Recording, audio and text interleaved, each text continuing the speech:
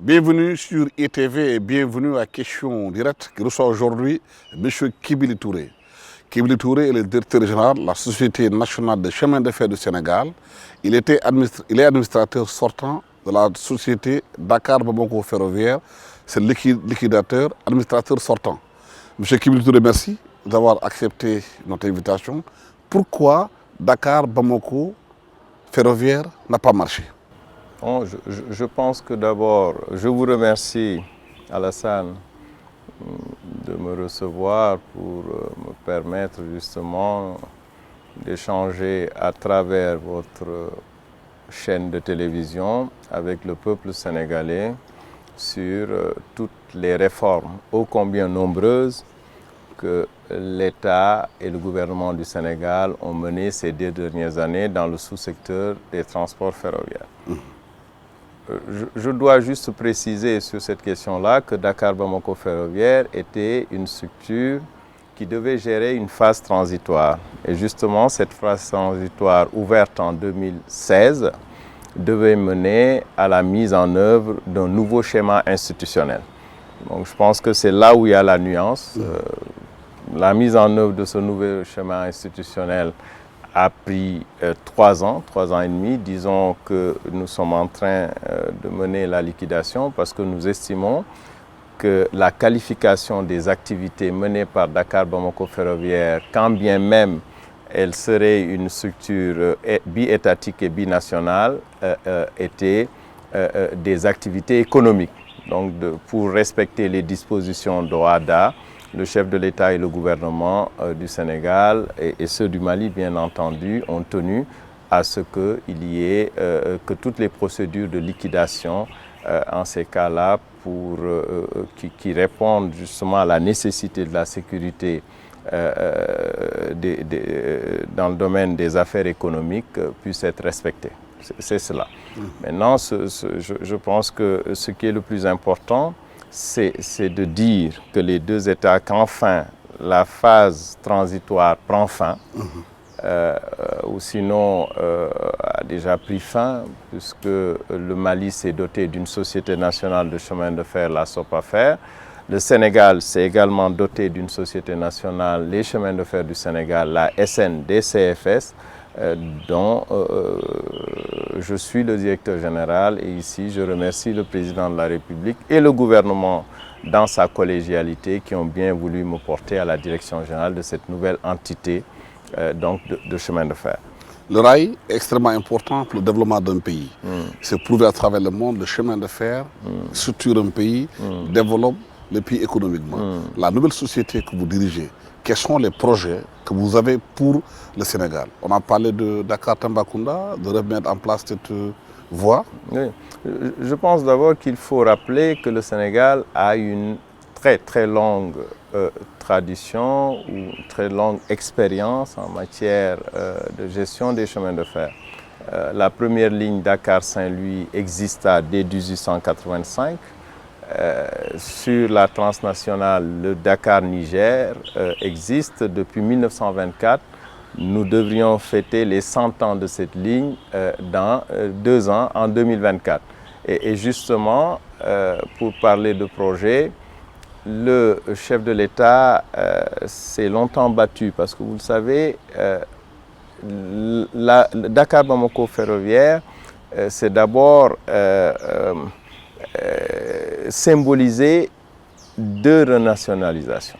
C'est-à-dire la volonté des États du Mali et du Sénégal de renationaliser leur chemin de fer. Cette renationalisation a été une volonté, c'est vrai, unanime des 2 États, mais principalement portée par le président Macky Sall qui estimait, justement, vous l'avez dit, que la privatisation n'avait pas donné tous les fruits qu'on en attendait, ou sinon, c'est vrai, que dans une certaine mesure, elle a été un échec.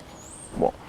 Sans rentrer dans toutes les raisons de cet échec-là, parce que je pense que les responsabilités peuvent être partagées, bon, mais il avait donc cette volonté-là de renationaliser pour pouvoir justement optimiser nos chances de relancer le secteur ferroviaire à travers des investissements structurants. Et sur ce point-là, il est généralement admis que les infrastructures ferroviaires coûtent très cher. Ce n'est pas que le secteur privé n'ait pas les volumes d'investissement nécessaires pour le faire, mais c'est que le temps de retour sur investissement, le taux de rentabilité fait que souvent le secteur privé préfère arbitrer en faveur d'autres investissements. Donc cette volonté du chef de l'État de relancer le secteur des chemins de fer est caractérisée dans le court moyen terme par les travaux d'entretien, de maintenance que nous menons depuis 2 ans et donc qui aujourd'hui permettent la circulation déjà sur le tronçon Dakar-Méhé. Sur ce tronçon du port de Dakar à Méhé, sur la route de Saint-Louis, il y a un trafic aujourd'hui quotidien de trains de produits miniers. Donc, cela veut dire que l'État du Sénégal, que la Société nationale des chemins de fer du Sénégal maintient le trafic ferroviaire sur ce tronçon-là, Dakar-Méhé, je le répète, qui permet la circulation des produits miniers des ICS, des industries chimiques du Sénégal, à travers un opérateur ferroviaire. Je reviendrai sur cet aspect-là parce que désormais, nous, la Société nationale des chemins de fer du Sénégal, délivre des licences de transport ferroviaire. Et justement, nous avons 3 licences de transport ferroviaire qui sont en circulation. Les 2 premières licences sont détenues par des miniers, les industries chimiques du Sénégal à travers la société d'exploitation ferroviaire des industries chimiques du Sénégal, la CEFIX, la filiale du groupe Eramet, du groupe français Eramet qui exploite le zircon à Diogo, qui ont aussi leur petite entité de transport ferroviaire. Et enfin, le transporteur ferroviaire public, PTB devenu GTS, qui détient une licence de transporteur ferroviaire. Et nous sommes sur ce point-là. L'État est en train de s'organiser justement pour permettre à cette entité de transport ferroviaire public, comme les Dakar Demdik dans le transport routier, de pouvoir repartir. Donc, je faisais cette parenthèse sur aujourd'hui, beaucoup de Sénégalais se demandent quand mais non, je voudrais dire ces projets. Donc, vous avez compris que nous avons déjà relancé sur Dakar-Méhé. Nous sommes déjà engagés dans les mêmes efforts de réhabilitation de la voie pour arriver à Tambacounda dans les meilleurs délais. Notre objectif, c'est d'y arriver avant la fin de l'année à Tambacounda. Donc voilà pour le court moyen terme. Maintenant, pour le long terme, les fruits, disons que la perspicacité du chef de l'État, sa volonté politique forte à vouloir enfin doter le Sénégal d'une ligne de chemin de fer nationale nouvelle, neuve, je pense, est en train de voir le jour justement avec cet accord que nous avons signé de gouvernement à gouvernement avec le gouvernement du Canada. Justement, nous y reviendrons. Les Sénégalais se demandent aujourd'hui quand est-ce qu'ils pourront quitter Dakar, emprunter le train, aller à Tambacounda avec les marchandises, avec les voyageurs. Beaucoup estiment que ça peut faire renaître toute une économie tout au long de cette voie ferrée. Oui. Donc je vous le disais, pour la partie réhabilitation des infrastructures sur le tronçon Dakar-Tamba, nous sommes aujourd'hui sur le tronçon Dakar-Méhé, c'est réhabilité. Mais sur ce tronçon-là, c'est surtout du trafic de marchandises, donc en l'occurrence des produits et pour les voyageurs miniers. Pour les voyageurs, nous avons cette entité de transport ferroviaire public national qui était le petit train bleu qui a été, dont la dénomination a changé en Grand Train du Sénégal. Je vous le disais, nous sommes en train, au sein du gouvernement, et nous, en tant que justement société maître finalement du patrimoine ferroviaire du Sénégal, nous sommes en train de nous organiser pour appuyer la reprise donc, du transport voyageur à travers cette entité transporteur ferroviaire national, je le répète, PTB GTS, dont je salue le directeur général, ses efforts et son enthousiasme pour la relance de ces activités de voyage. Récemment, vous avez signé un accord donc, pour vous répondre, avec le Canada. Je pense qu'une fois qu'on aura réhabilité jusqu'à Dakar, jusqu'à Tambacounda, rien ne s'opposerait pour autant que les conditions de sécurité et de sûreté puissent être remplies. Cela, c'est ma responsabilité de directeur général des chemins de fer du Sénégal, de pouvoir offrir, disons, la possibilité aux Sénégalais d'emprunter le train pour aller à Tambacounda. Bon. Mais en quoi l'accord entre le Sénégal et le Canada est important? Cet accord est important parce que depuis plus d'une décennie, nous nous heurtions à la difficulté de pouvoir mobiliser des investissements privés pour soit réhabiliter la voie dans les caractéristiques originelles, donc ça voudrait dire une voie qui serait demeurée ou qui aurait été réhabilitée en métrique, ou sinon c'était notre ambition, une ambition dont la vision a été tracée par le président Macky Sall, que de construire une nouvelle voie. Parce que pour sa génération, pour la nôtre qui suit sa génération, nous estimions qu'il était de notre responsabilité d'élite du Sénégal d'être en capacité d'offrir à la nation, à notre pays, un nouveau chemin de fer. Et c'est ça qui a été novateur avec le gouvernement du Canada. Mais ce n'est pas, disons, de la philanthropie. C'est parce que nous avons changé de modélisation économique pour rendre le projet rentable. Alors, comment nous rendons le projet rentable? C'est que vous savez que généralement, les gens soutiennent que le chemin de fer est le transporteur des produits miniers. Hors du transport des produits miniers, souvent les économistes soutiennent ou les banquiers que le chemin de fer n'est pas le mode de transport le plus compétitif.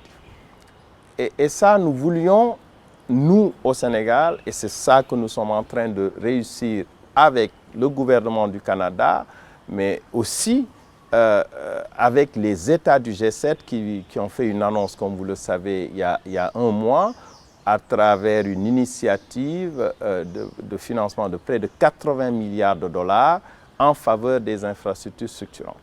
Mais je reviens sur le modèle. Jusqu'ici, notre chemin de fer, en tout cas ces 2 dernières décennies, a été le mode de transport du corridor, c'est-à-dire des marchandises qui arrivent sur le port de Dakar et qui vont vers la sous-région et essentiellement notre voisin et frère et pays frère, le Mali, et au-delà peut-être pour quelques volumes résiduels pour le Burkina Faso.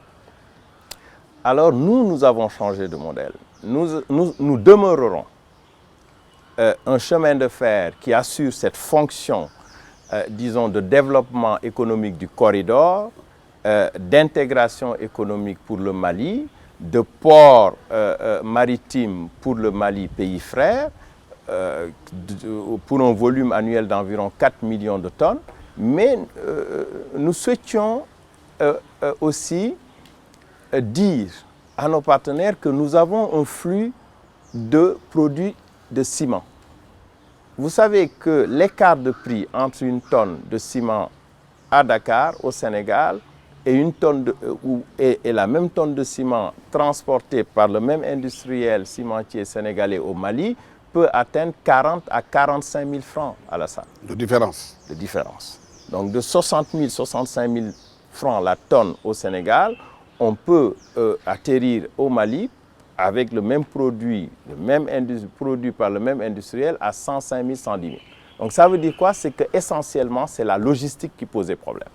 Donc le président de la République voulait, ce sont ses propos de Thiès, quand il dit que c'est ce modèle-là qui change et qui rend notre schéma et le modèle économique rentable. C'est qu'au-delà d'assurer, de construire une nouvelle ligne jusqu'à Tambacounda, nous allons connecter toutes nos cimenteries nationales. Au-delà d'assurer, de continuer et de construire une nouvelle ligne à double voie entre Dakar et Tambacounda, nous allons connecter nos 3 ports. Le port actuel de Dakar, le port en construction avancée de Bargny-Sendou et enfin le port en devenir de Ndayane. Nous allons connecter l'essentiel de nos grandes industries nationales pour près de 200 km d'embranchement ferroviaire. C'est cette option du chef de l'État, du gouvernement, qui a rendu le projet hautement rentable. Et dans tout cela, quel est le sort des travailleurs? Ceux qui étaient, qu'on avait déflatés, qui demandent à être repris, ceux qui demandent à ce que les comptes soient soldés, qu'est-ce qu'ils vont devenir? Oui, cela me fait revenir justement au nouveau schéma institutionnel. Parce que à travers votre question, il y a tout un historique. C'est-à-dire, nous avions déjà 2 liquidations qui duraient. Le gouvernement a mis un terme à ces 2 liquidations, donc celle de la Régie des chemins de fer, mais également celle de la SNCS, fin, disons, mi-2019. Nous avions déjà, de par la volonté du chef de l'État, ces 2 liquidations ont été arrêtées. L'ANCF, il faut saluer les directeurs généraux successifs de l'ANCF, bon, qui a été l'Agence nationale des chemins de fer également, va être, disons, a vu SNCF se subroger à elle. Donc, je me subroge, CFS subroge à l'ANCF.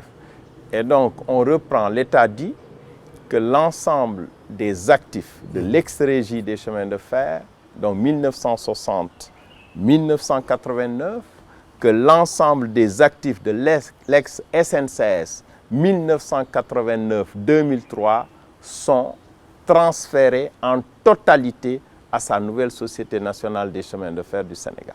Étant entendu qu'à aucun moment, l'État n'a donné mandat à qui que ce soit pour céder ses actifs et ses biens. Donc, vous comprenez ce que je veux dire là. Clairement, l'État reconquiert, renationalise. Et le sort des travailleurs dans tout ça? J'en viens, ces actifs-là. Et ensuite, l'ensemble du patrimoine de l'ANCF également est transféré, transfert économique, transfert financier, transfert comptable et physique à la nouvelle Société nationale des chemins de fer, ainsi que la partie sénégalaise de Dakar-Bamako ferroviaire. Donc, au-delà du schéma institutionnel que je vous ai tantôt défini, il y a clairement la volonté de l'État de gérer et de résoudre l'ensemble des passifs financiers, sociaux qui ont perduré ces 2 ou 3 dernières décennies. Maintenant, principalement, si ce sont des passifs sociaux pour un certain nombre de cheminots qui sont déjà à la retraite ou malheureusement pour certains qui ne sont plus avec nous mais dont les familles devront hériter de leurs droits, je veux vous dire qu'avec l'agence judiciaire de l'État, nous sommes en train de résoudre ces passifs sociaux et Pour preuve, récemment, le président de la République a ordonné, instruit, que près d'1 milliard de francs de CFA soient payés sur le dossier des ex-temporaires. Donc ça veut dire que l'État, à travers ses entités, l'AJE et la nouvelle Société nationale des chemins de fer, est en train de résoudre les passifs sociaux. Maintenant, si l'aspect que vous évoquez aussi, je comprends, c'est quel est l'avenir des cheminots. Mais je dois vous dire que jamais, autant qu'aujourd'hui, l'avenir n'a été radieux pour les cheminots. Parce qu'aujourd'hui... Il y aura de nouvelles recrues, ou bien ceux qui travaillent sont repris par la nouvelle société, c'est ça? Nous y viendrons. J'ai toujours dit qu'en ma qualité de directeur général des chemins de fer, aujourd'hui, je n'ai pas, disons, une préoccupation en termes de plan social. D'abord parce que je suis dans un sous-secteur, une industrie très pointue, où on n'a pas souvent, c'est pas un secteur dans lequel vous trouvez très rapidement des gens qualifiés. À la rigueur même, Alassane, je suis en train de m'organiser pour demander l'appui de nos aînés hautement qualifiés, hautement techniciens, qui sont aujourd'hui à la retraite. Mais il faut de la formation. Voilà, pour faire de la formation, mais pour nous accompagner. C'est pour vous dire que sur cet aspect, moi vraiment, je tiens à le dire, je l'ai dit sur d'autres plateaux, je l'ai dit à travers d'autres canaux de communication, que je n'ai pas vraiment une préoccupation de plan social. Oui. Voilà, maintenant sur le recrutement, je pense que là également, lors de sa récente sortie à Thiès, le président de la République a rappelé, disons, à l'ISEP de Thiès, la fonction hautement et essentielle de formation au métier du rail que l'ISEP de Thiès doit assurer et assumer. Assurer et assumer. Oui. Mais je voudrais aussi, sur ce plan-là, dire, sur ce point-là, qu'en ma qualité de directeur général des chemins de fer, je dois aussi aider l'ISEP à insérer ces diplômés. Parce que si nous ne parvenons pas à insérer les jeunes diplômés des métiers du rail, disons que la parole publique et surtout la parole présidentielle risque d'être décrédibilisée. Donc nous sommes aussi dans une planification des recrutements et je pense que l'année 2021 verra les premiers recrutements au sein des chemins de fer, en tout cas des recrutements en nombre. Au Sénégal, les routes tuent beaucoup. Le bilan qui a été fait tout récemment, en moins de 10 mois, on est près de 1000 et quelques morts. Oui. Et les chemins de fer est considéré comme étant aussi un palliatif à des accidents de la route. Parce qu'ils peuvent transporter les gens, éviter les routes, les collisions. Certains estiment que pourquoi l'État du Sénégal n'a pas pensé en chemin de fer qui quitte Dakar, qui passe par Saint-Louis, Podor, Matam, Bakel, Tambacounda, Ziguinchor. Non seulement cette ligne sera une ligne intégratrice, parce que ça permettra aux Sénégalais du Sud et du Nord de voyager à travers le pays, ça va créer de l'intégration, ça va permettre aux jeunes qui veulent faire un peu de tourisme à travers le pays, de connaître mieux le pays et de faire revivre toute l'économie.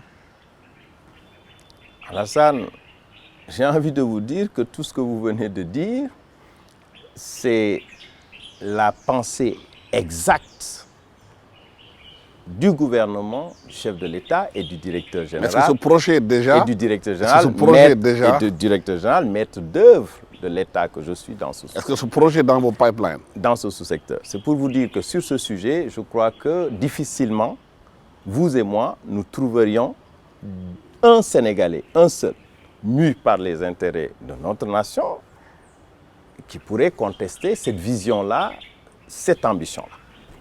Maintenant, reste la question de la mise en œuvre des ambitions.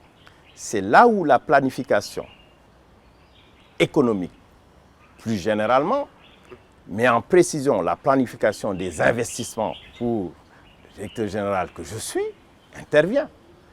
À un moment ou à un autre, il faut d'abord planifier. Et je pense que de ce point de vue-là, je voudrais, et je le dis souvent quand j'ai l'occasion de parler à la nation, féliciter, remercier un grand planificateur, remercier et féliciter d'abord le ministre en charge des transports et des infrastructures, mon grand frère Mansour Faye, mais au-delà de sa haute représentation aussi, et à ses côtés, féliciter le secrétaire d'État, grand planificateur Mayacine Camara, qui a, avec ses équipes, rédigé une stratégie de développement du secteur ferroviaire jusqu'en 2035. Je vous passerai ce document qui a été un travail collectif de l'ensemble des membres du gouvernement, ministère de l'économie, le ministre Amadou Hott et ses équipes, ministre des Finances, le ministre Abdoulaye Daouda Diallo et ses équipes, l'ensemble des gens du BOS pour construire une stratégie. Et vous verrez là-dedans toutes ces lignes que vous venez de citer. Maintenant, la question est, on commence par quoi? Et donc, on commence par la dorsale, la colonne vertébrale, c'est le Dakar-Tambacounda. Une fois arrivé à Tambacounda, nous sommes déjà en train de réfléchir avec d'autres investisseurs. Pour l'instant, le Dakar-Tambacounda, nous le faisons avec les Canadiens. C'est quasi bouclé. Maintenant, avec quel autre investisseur nous pourrions faire le Tamba-Kédougou? Nous sommes en train de discuter avec d'autres investisseurs, mais vous comprendrez que cette ligne-là est surtout une ligne minière. Donc, les miniers, à travers Miferso, sont en train de travailler à la construction de cette ligne Tamba-Kédougou. Ensuite, il y a la ligne Tamba-Matam. Vous l'avez dit, qui a une fonction d'aménagement du territoire, qui a une fonction de désenclavement du territoire, qui a une fonction de contrôle du territoire, d'animation économique du territoire. Et pour construire l'investissement, il faut des financements. Et donc, pour aller trouver le financement, il faut quand même rendre le projet rentable. La rentabilité, sans doute, nous pourrions le trouver dans les gisements de phosphate de cette région-là, qui, comme vous le savez, Alassane, sont déjà en exploitation. Et donc là également, nous discutons avec les acteurs miniers pour aussi pouvoir très rapidement engager les travaux de cette ligne-là. Mais aujourd'hui, la priorité fixée par le président de la République, c'est le Dakar-Tamba Fast Track, le DTF. 462 km pour arriver à Tamba, 194 km d'embranchement minier, industriel, portuaire, qui vont rendre notre chemin de fer rentable. Mais mieux. Il démarre quand le projet? Mais mieux. Alassane, pour la première fois, un pays africain, à part l'Afrique du Sud, est en train de se doter d'un réseau. Car souvent, ce qui a posé problème dans, disons, l'objectif de rentabilité de nos chemins de fer, c'est l'inexistence d'un vrai réseau ferroviaire. Souvent, vous savez, nous avons une ligne droite ferroviaire, donc c'est souvent difficile. Mais là, nous allons rentrer dans les ports, nous allons rentrer chez les cimentiers, nous allons rentrer chez les grands industriels sénégalais pour nous constituer un réseau national neuf, en standard. Ça veut dire que le TGV pourrait, clairement un train grande vitesse, pourrait rouler entre Dakar et Tambacounda. Ça débarque quand? En principe, dans la planification du projet, au cours du dernier trimestre 2022. Donc, c'est pour ça que nous disons Dakar-Tamba Fast Track. Vous savez que l'accord avec le Canada a été signé en novembre 2020. Nous avons fait les préétudes dans un délai relativement court, mais surtout, là aussi, féliciter les équipes du gouvernement canadien, du gouvernement sénégalais, mais surtout, je tiens à le rappeler pour dire que ce travail a été un travail de très grande qualité parce que nous avons été accompagnés par IGIS, qui est un grand groupe d'expertise, de cabinet, de conseil européen. Nous avons été accompagnés par Ernst & Young, dont les références sont connues de tous. Et également, nous avons été accompagnés par les Américains de Fieldstone. Donc vous voyez, ce projet-là, qui est un autre projet emblématique du chef de l'État, est déjà un projet multilatéral. Et ce projet-là a déjà le soutien de principe des 7 puissances du monde, le G7. Parmi ce G7-là, il y a déjà la signature engagée d'un des membres les plus importants de ces 7 puissances industrielles et économiques du monde, je dirais même des puissances politiques du monde, qu'est le Canada. Donc, je réponds à votre question. Ça veut dire que nous sommes dans le fast track. Là, le dénominatif fast track n'est pas usurpé. Nous avons fait des études en moins de 7 mois. C'est très rare. Le président a validé les grandes lignes du projet. Nous sommes entrés actuellement dans la phase de négociation de l'entente entre les deux gouvernements, puisque là, je vous le redis, le schéma, il n'y a pas de garantie souveraine demandée à l'État du Sénégal. C'est ça aussi qui est, disons, fantastique. Il n'y a pas de garantie souveraine qui est demandée à l'État. L'endettement sera porté par la nouvelle Société nationale des chemins de fer du Sénégal qui se chargera au cours des prochaines décennies d'assumer la charge de la dette, mais une charge de la dette qui pourra être exécutée grâce à la rentabilité du projet Dakar-Tamba Fast Track. Kibili Touré, merci d'avoir été avec nous sur ce plateau d'ITF à question directe. Je rappelle que vous êtes le directeur général de la Société nationale des chemins de fer du Sénégal, que nous parlions justement de ce projet Dakar-Tambacounda. Vous l'avez dit sur cette antenne que le dernier trimestre de 2022, les Sénégalais vont s'attendre à ce que ce train siffle de Dakar vers Tambacounda. Ben, on attend que ça commence à siffler. Juste une précision. Allez-y. Le train du Dakar-Tamba Fast Track ne peut pas siffler à Alassane au dernier trimestre 2022. Les travaux commencent. Parce que là, il s'agit de construire une nouvelle ligne standard à double voie de près de 656 km. Donc je tiens à lever cette nuance-là. Ce sont les travaux qui débutent pour une durée... Les travaux vont démarrer dernier trimestre 2022 pour une durée d'environ 54 mois.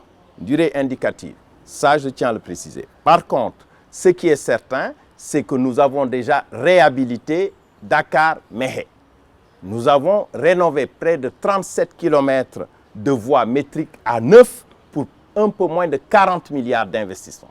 Nous nous engageons, nous nous dirigeons vers Tambacounda pour la fin de cette année-là, afin que les Sénégalais puissent prendre donc le train. Donc pour être précis. Elle est importante. Merci infiniment Kibili Touré, directeur général du chemin de fer de la Société nationale des chemins de fer, Dakar, le chemin de fer du Sénégal. Nous parlons aujourd'hui du rail, de son importance pour le développement du pays. Merci à tous ceux qui m'ont suivi sur cette émission.